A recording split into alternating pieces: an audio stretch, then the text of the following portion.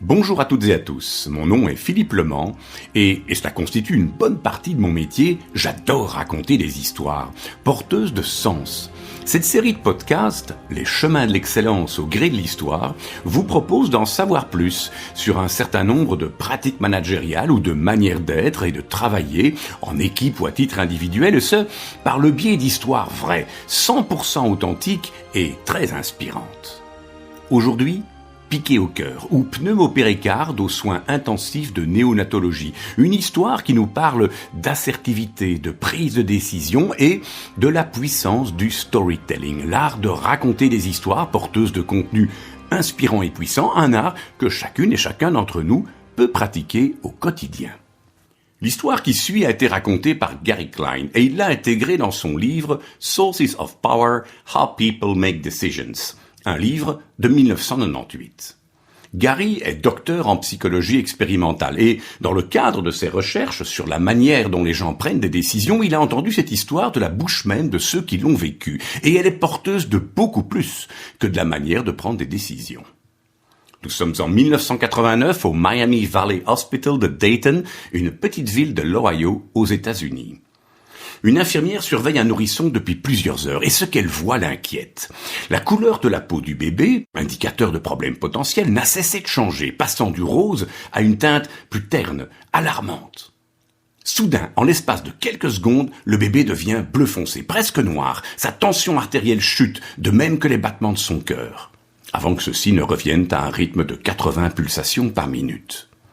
L'infirmière alerte aussitôt ses collègues et l'équipe médicale venue au secours de l'enfant suppose que le bébé fait un collapsus pulmonaire, un problème fréquent chez les nourrissons placés sous respirateur artificiel.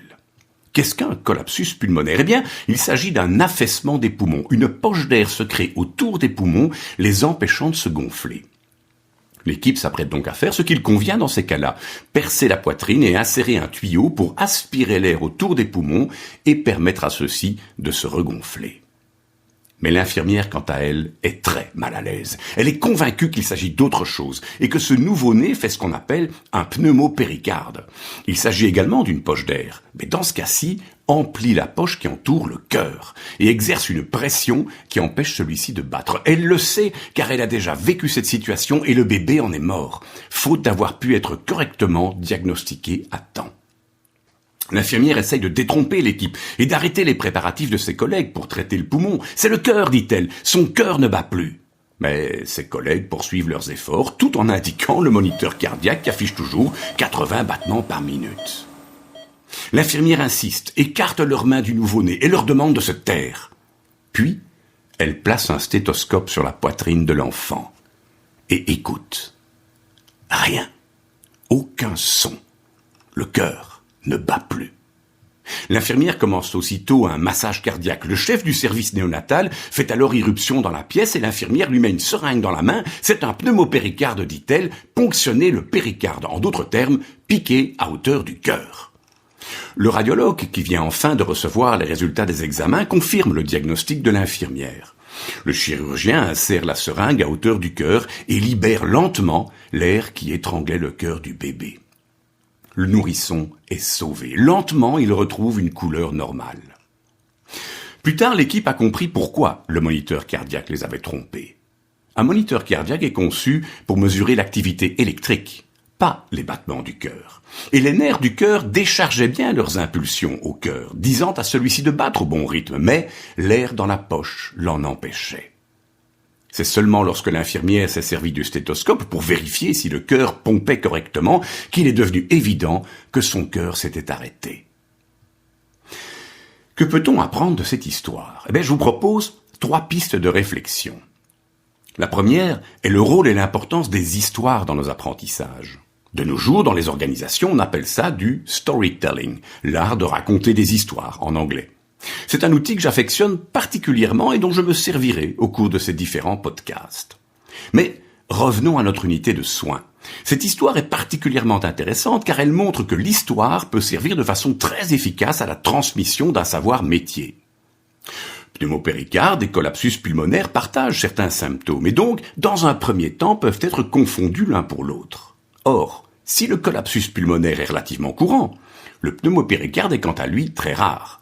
Le risque est donc, et c'est le cas dans notre histoire, que je confonde un pneumopéricarde avec un collapsus pulmonaire. Bon, cela pourrait faire l'objet d'une note dans un manuel médical, chapitre 4, paragraphe 5, mais le jour venu, va-t-on s'en rappeler ? Tout autre est la puissance de l'histoire, car cette histoire a très vite dépassé le cadre du Miami Valley Hospital, puis de l'Ohio. En fait, toutes les personnes évoluant dans les services de néonatologie et qui l'ont entendu un jour s'en rappelleront le jour où elles seront elles-mêmes confrontées aux mêmes circonstances. Mais, et c'est la deuxième piste, cette histoire nous apprend beaucoup plus. Elle nous parle d'attitude et de comportement. Au-delà des compétences métiers, c'est l'histoire d'une personne, d'une femme, qui fait confiance à son intuition, qui défend son point de vue, qui, face à la pression du groupe, tout le monde pense qu'il s'agit d'un collapsus pulmonaire et pointe vers le moniteur, n'hésite pas à affirmer sa conviction. Et c'est dur, vous le savez bien, d'affirmer son point de vue lorsque tout le groupe vous dit l'inverse. Mais s'affirmant également face à sa hiérarchie, le médecin qui s'apprête à intervenir. L'histoire d'une femme qui n'a pas craint de sortir de son rôle pour sauver une vie.